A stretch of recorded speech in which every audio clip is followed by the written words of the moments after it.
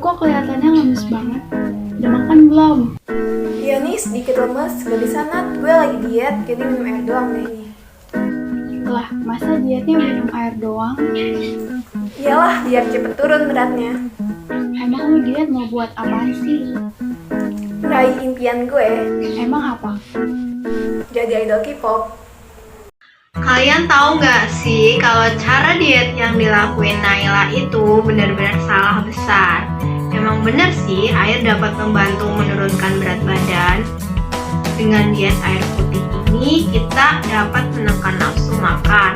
Kita jadi ngerasa lebih kenyang, membuat olahraga lebih mudah dan lebih efisien. Selain itu tubuh memang membutuhkan air buat membakar lemak. Akan tetapi, terkadang metode diet yang seperti itu, apalagi dengan tidak mengkonsumsi makanan lain, malah justru membuat kesehatan kita jadi terganggu nih teman-teman. Kita jadi kekurangan energi, merasa pusing, terus badan terasa sangat lemah, kayak si Naila tadi itu. Maka kita tahu kalau metode yang Naila lakuin itu tidak baik dan salah.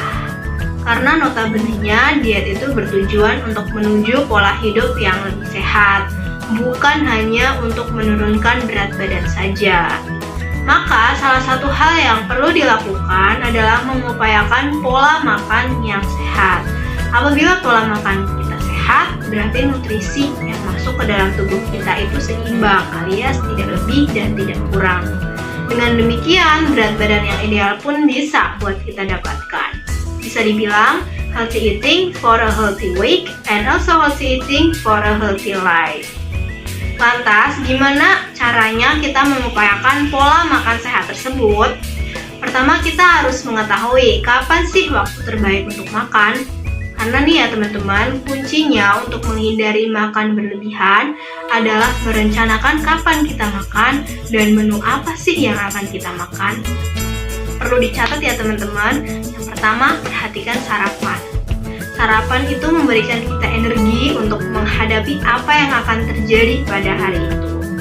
Jadi jangan sampai kita skip sarapan ya teman-teman, walaupun sedang dalam program diet sekalipun. Karena kalau perut kita kosong, misalnya saat kita melakukan aktivitas pembelajaran di kelas, kita akan merasa lapar. Tentu hal tersebut membuat fokus kita untuk menerima materi pembelajaran jadi terganggu.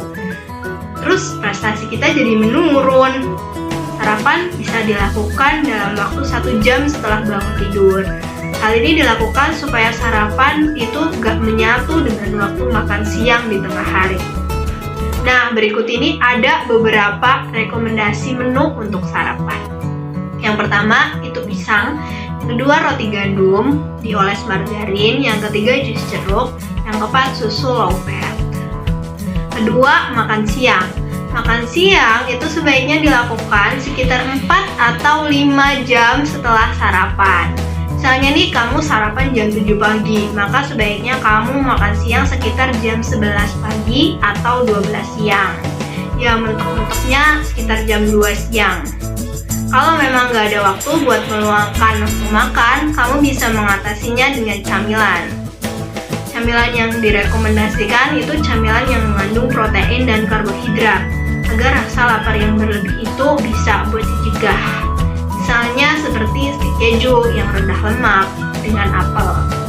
Nah, berikut ini ada rekomendasi menu makan siang. Pertama, sup mie daging sapi rendah sodium. Yang kedua, mie Cina dan salad daging sapi. Lalu buahnya kamu bisa pilih apel. Yang ketiga, teh tawar. Nah, buat kiat-kiat diet sehat selanjutnya bakalan dijelasin nih sama teman aku. Hai Nahla, udah siap belum? Halo Yazna, udah siap dong? Jadi guys, kiat diet sehat selanjutnya adalah makan malam. Kebiasaan buruk yang sering kita lakukan saat makan malam adalah makan berlebihan atau makan mepet dengan waktu tidur. Baiknya makan malam dilakukan 4-5 jam setelah makan siang, atau idealnya sebelum jam 7 malam. Hindari makan di atas jam 10 ya. Usahakan selisih makan malam dan waktu tidur tidak kurang dari 3 jam, supaya proses pencernaan kita dapat berjalan dengan baik. Nah, menu rekomendasi untuk makan malam ada nasi merah dan teh tawar.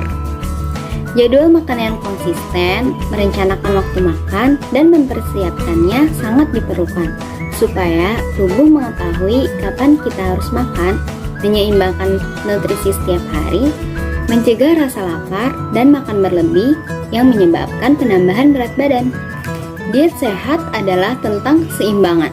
Apakah saat diet sehat berarti kita meninggalkan makanan yang berkalori, tinggi lemak, dan mengandung gula? Jawabannya tidak. Kita tetap bisa memakan makanan tersebut dengan catatan kita mengimbanginya dengan makanan yang lebih sehat. Misalnya, kalau kita suka makan coklat setiap hari, kita bisa menguranginya dengan mengonsumsi hanya seminggu sekali. Nah, ada juga nih resep yang lebih sehat, yaitu makaroni keju. Kita bisa membuatnya dengan susu tanpa lemak, sedikit mentega, keju rendah lemak, tomat, dan bayam. Pola makan yang sehat juga harus diimbangi dengan aktivitas fisik yang teratur, karena manfaat dari aktivitas fisik dapat membantu kita mengatur berat badan, mengurangi tekanan darah tinggi, mengurangi resiko penyakit kardiovaskular dan diabetes yang dihasilkan karena kita overweight. Untuk mengatur berat badan, ada 3 pilihan aktivitas fisik yang dapat dilakukan. Pertama, aktivitas aerobik dengan intensitas rendah selama 150 menit. Kedua, aktivitas aerobik dengan intensitas tinggi selama 75 menit.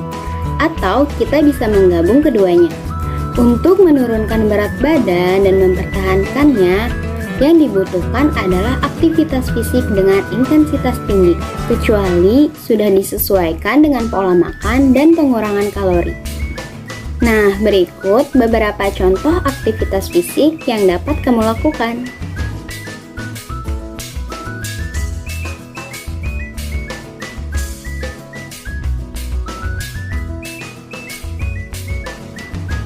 Kalian pasti ngerasa banyak banget ya hal yang perlu diperhatikan dalam diet yang sehat. Sebenarnya enggak kok. Temen aku, Fawaz, bakal ngerangkum apa aja sih inti kiat diet sehat yang bisa kalian lakukan. Hai Fawaz, udah siap kan?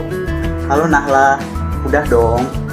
Jadi gini guys, pada intinya kiat-kiat diet sehat yang dapat kita lakukan yaitu diantaranya 1. Perbanyak makan sayur dan buah, setidaknya 400 gram atau 5 porsi per hari. Hal ini dapat kita lakukan dengan cara selalu sertakan buah dan sayur di menu sarapan kita. Lalu, makan buah segar atau sayur mentah sebagai snack, makan buah dan sayur dengan banyak jenis pilihan, dan kita juga bisa nih memvariasikan penyajiannya, mulai dari ditumis, dikukus, ataupun dipanggang. Lalu yang kedua, kurangi konsumsi lemak sampai kurang dari 30% dari total energi kita. Hal ini dapat kita lakukan dengan cara yaitu mengubah cara memasak kita dengan menghilangkan bagian lemak pada daging, hindari makanan olahan yang mengandung lemak trans, dan batasi konsumsi makanan yang mengandung lemak jenuh yang tinggi. Lalu yang ketiga, kurangi konsumsi garam. Hal ini bisa kita lakukan dengan cara jangan tambahkan garam, kecap, atau minyak ikan selama menyiapkan makanan. Jangan ada garam di meja makan, batasi konsumsi snack asin, lalu pilih produk dengan kandungan sodium rendah. Yang keempat, kurangi konsumsi gula dengan cara batasi konsumsi makanan dan minuman yang mengandung gula tinggi. Makan buah dan sayuran mentah sebagai snack dibandingkan makan snack yang berasa asin. Yang kelima, rencanakan waktu kapan kita akan makan dan apa variasi menunya. Dan yang terakhir, yang keenam, jangan lupa untuk melakukan aktivitas fisik dengan teratur. Nah, tuh dengerin, jadi diet itu nggak boleh sembarangan. Lo harus tetap perhatiin asupan sayur dan buah yang dikonsumsi. Kurangin juga gula, garam, sama lemak yang berlebih. Jam makan juga harus diperhatiin, dan jangan lupa untuk ngelakuin aktivitas fisik secara rutin. Oh, gitu ya. Nah, teman-teman semua, diet itu nggak boleh dilakuin semata-mata hanya untuk kurus atau ngebentuk berat badan dan ukuran tubuh yang dipengenin aja, tanpa memperhatikan aspek berupa manfaat kesehatan dari diet itu sendiri. Jadi nggak ada tuh yang namanya diet cuma minum air putih aja tanpa ada asupan makanan yang lain dan aktivitas fisik yang dilakuin. Kiat-kiat diet yang sudah disebutkan teman-teman aku sebelumnya merupakan kiat-kiat diet yang sukses sekaligus sehat, sehingga diet kalian menjadi happy sekaligus healthy. Hal ini karena healthy diet, healthy life.